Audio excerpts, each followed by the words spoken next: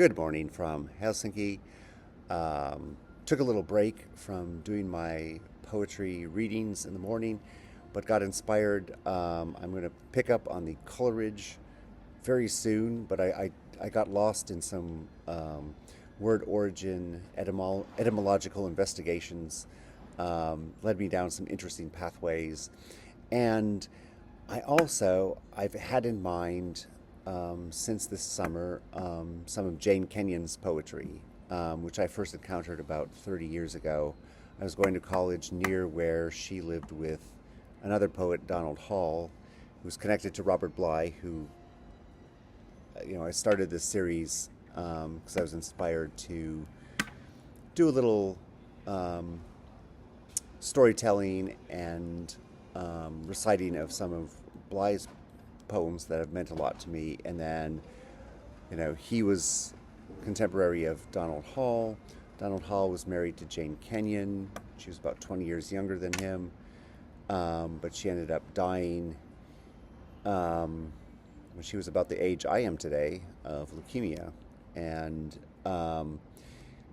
she wrote some really, really gorgeous poems. And I know that because they've stuck with me for all these years. A couple of them, and because she loved hay bales, like she was like the Claude Monet of American poetry. I can't believe how much hay is in her poems. And I spent the summer in rural Sweden and taking long walks by hay fields, which reminded me of, Jane Kenyon's poetry, but also I grew up in a rural area on a lake next to a forest, next to two forests, but directly across the road from where we lived, there was a large hayfield. There was a red barn in kind of like an A shape. And of course, every year they baled up the hay. And sometimes when I was a kid, I would walk through. I don't know, there was just something about it. I think we took pictures of like when the grasses were high, but then I like to walk through and look at these large hay bales, like right after they had done it, and the smell and all that. But anyway, that's enough about that. I want to do a couple Jane Kenyon poems, and it just cracks me up. The ones that I like, I think that are her best poems, they all seem to have hay in them somewhere. Let's try this one. Briefly it enters and briefly speaks, which I love that title. It captures so much of her poetry and what many of her contemporaries did, including Robert Bly, and that kind of that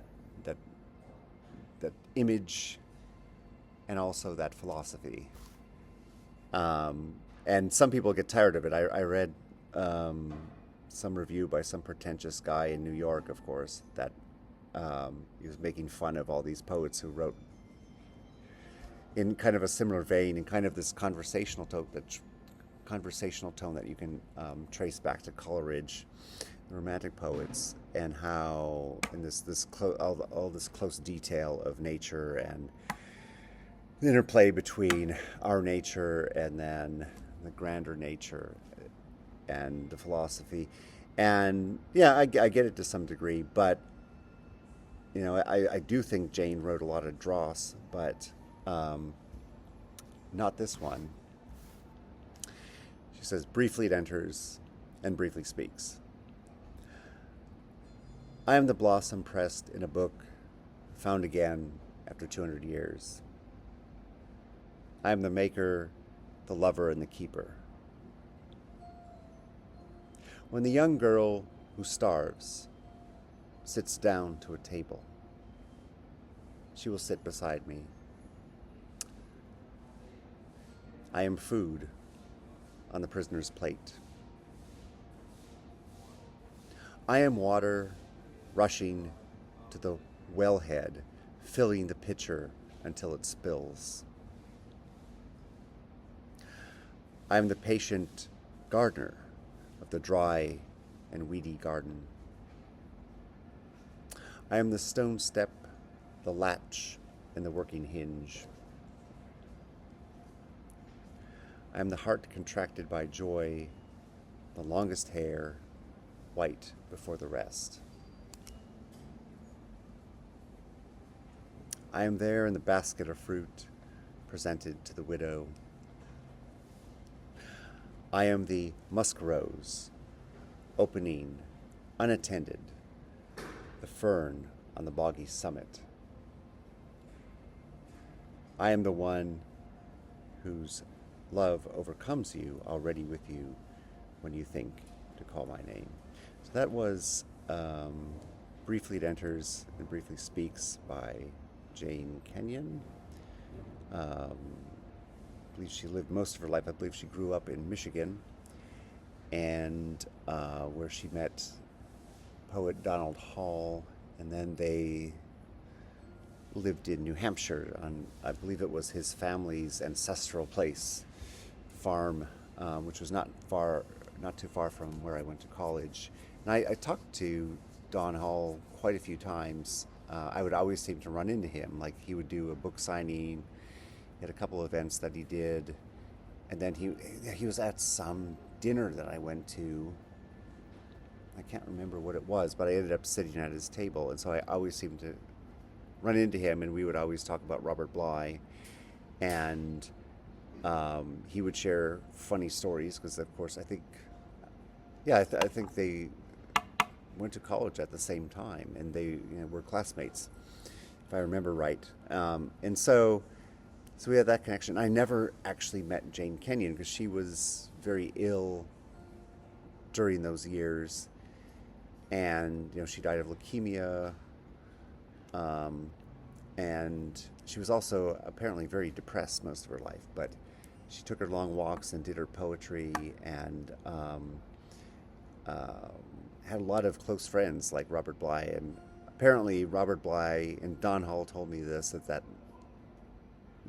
at one point she was feeling that she just couldn't make breakthroughs in her poetry and was kind of frustrated, and wasn't thinking that she was doing anything worthwhile. And so, like, Robert said that, well, you need a master. You need a great poet from the past to deeply study.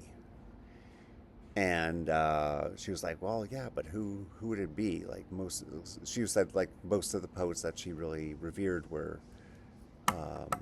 male poets, and she said, no, I want to pick a female poet, and Robert said, okay, Akhmatova. And I don't know if it was a flippant or just a random response just to say something, but she took him for his word, and apparently it was very fruitful for her. If no one knows, she was early 20th century Russian poet. I don't know that you could see a lot of connection between Akhmatova and Kenyon, but she remained a deep source of inspiration for Jane Kenyon. And she wrote a beautiful collection towards the end of her life called Otherwise. And then I think their collected poems came out. But there was this absolutely beautiful setting of like 9 of her poems to music that I attended, and of course Don Hall was there. This was probably 2 years after she died, and I remember at one point we were talking and laughing, and there were a couple other people around us, and then Donald Hall, like, he was going to drive home. He lived I think the farm was like 50 minutes away, and he said, I just want to go home.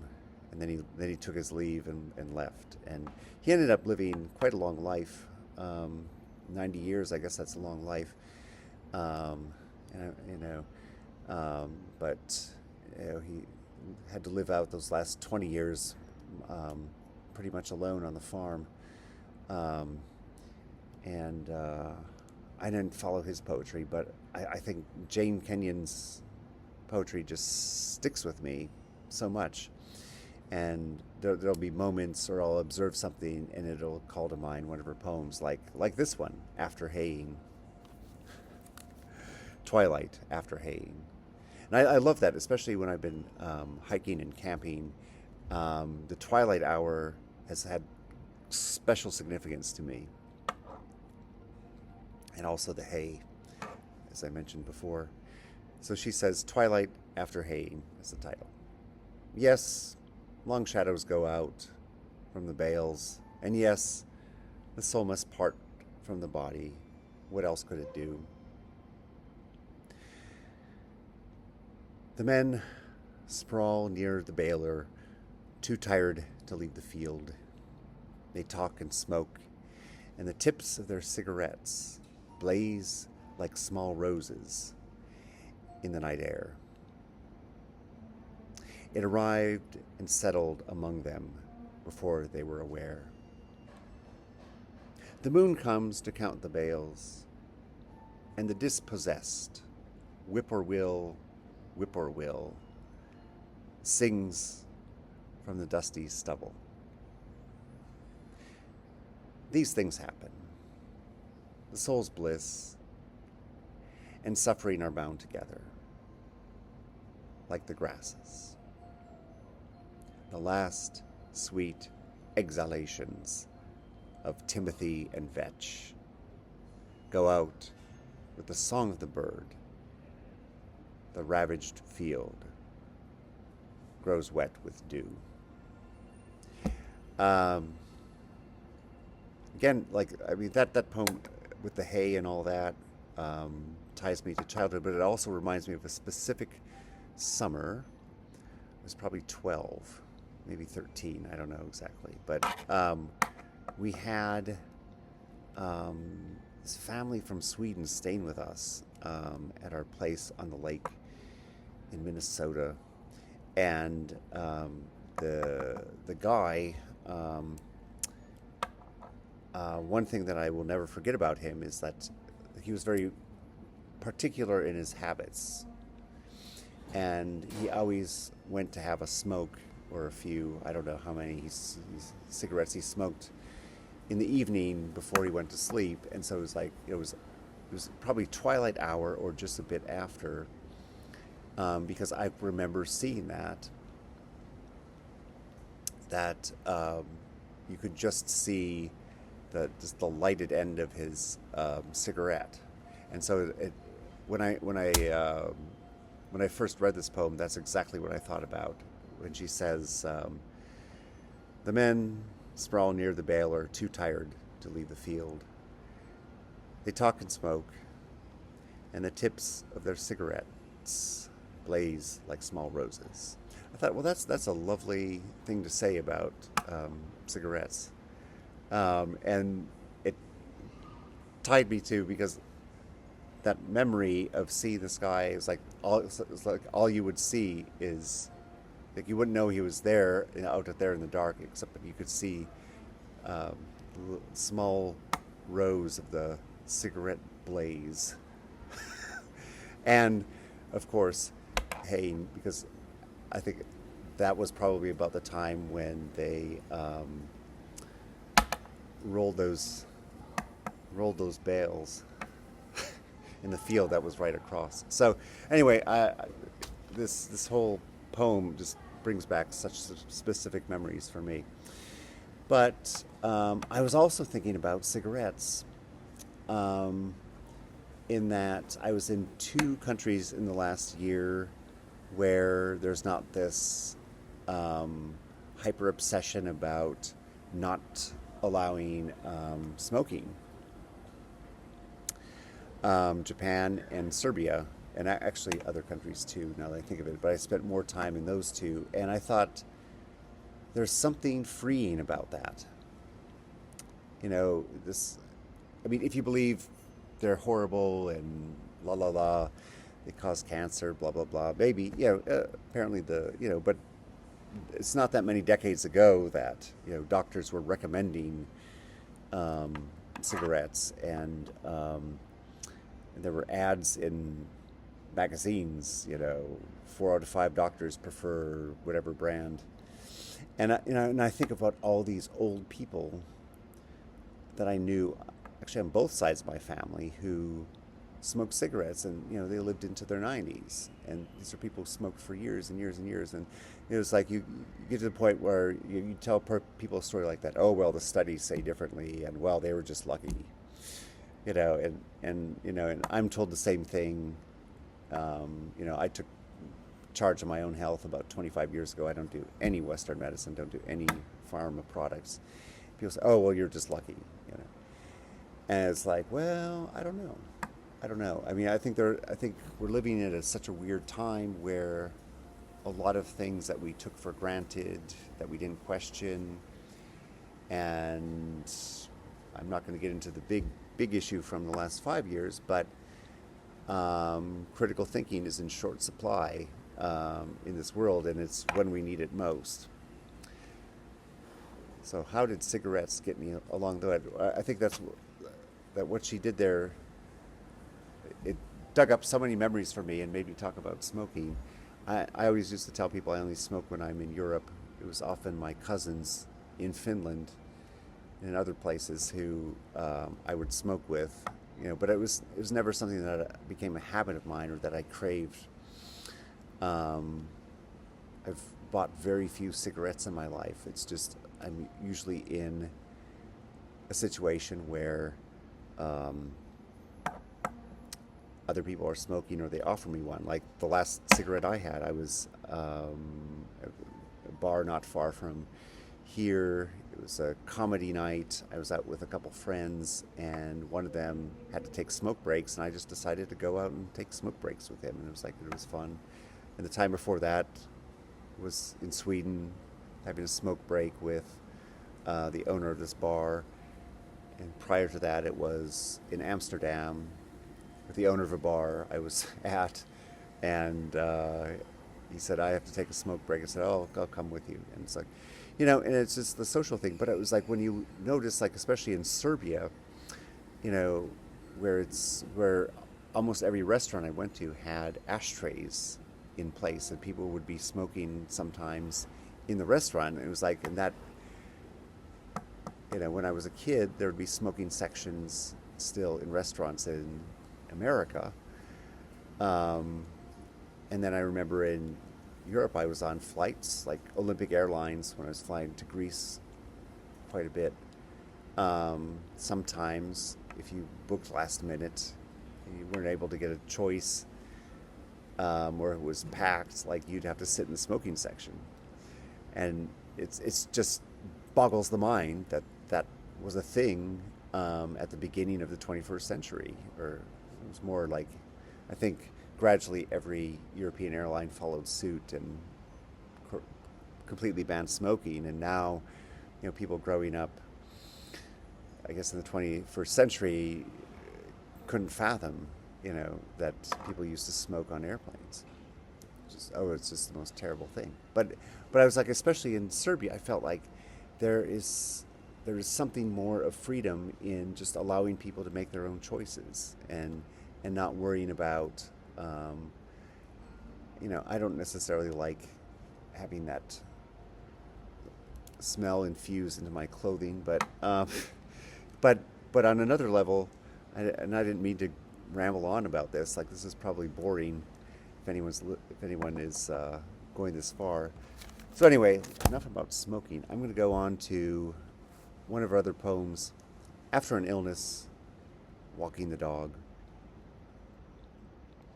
Wet things smell stronger, and I suppose his main regret is that he can sniff just one at a time.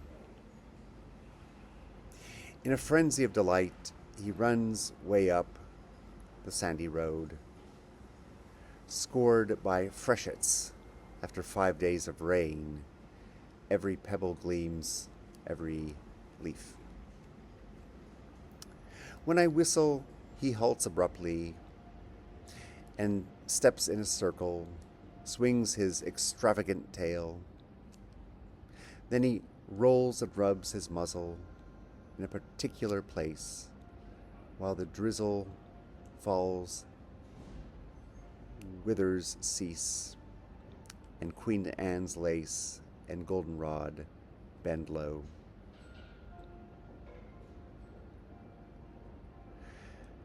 The top of the logging road stands open and light. Another day before hunting starts. We'll see how far it goes. Leaving word first at home. The footing is ambiguous. Soaked and muddy, the dog drops panting and looks up with what amounts to a grin. It's so good to be uphill with him, nicely winded and looking down on the pond. A sound commences in my left ear, like the sound of the sea in a shell, a downward, vertiginous day comes with it. Time to head home. I wait until we're nearly out to the main road to put him back on the leash, and he, the designated optimist, imagines to the end that he is free. I love that. I think that absolutely redeems or adds sticks the landing when the penultimate line is, it's like dash the designated optimist. Such a grand title to give to a dog. And I also like her description of the footing is ambiguous, but also I like the extravagant tale. This is a quiet conversational poem, but and it's such a particular. It's like I feel like you're really getting to know the poet, like in these three poems in particular. Like when you read Jane Kenyon, you feel like she's your friend, or you wish that she would be your friend. But I like how she can take such a simple, ordinary, for dog owners, the how many times a day do you walk your dog? It's been a while since I had a dog, unfortunately. Been too itinerant, but it's a nice way to. It's such a wonderful way to be, and I often envy when I see people walking their dogs. There are a lot of dogs around here, and one I saw yesterday had a very, very extravagant tail. And I also think when I was in Cornwall earlier this year visiting my friends in the UK, we befriended a dog that was in the neighborhood and that hung out at the local pub, which was just down the way. And his name was Billy, and Billy was just the most handsome, polite dog ever. He just wanted some pets and treats, and we still talk about him. It's kind of amazing that how these amazing creatures just steal into your heart like that. But I love this poem. I love this quiet poem, and so we did After an Illness, Walking the Dog. And then we did Twilight After Haying. And then we did, which was, I believe it was the title to the song sequence that I saw, was Briefly It Enters and Briefly Speaks. And so that's just a little aside on American poet Jane Kenyon. Hope you have a wonderful day. Thank you.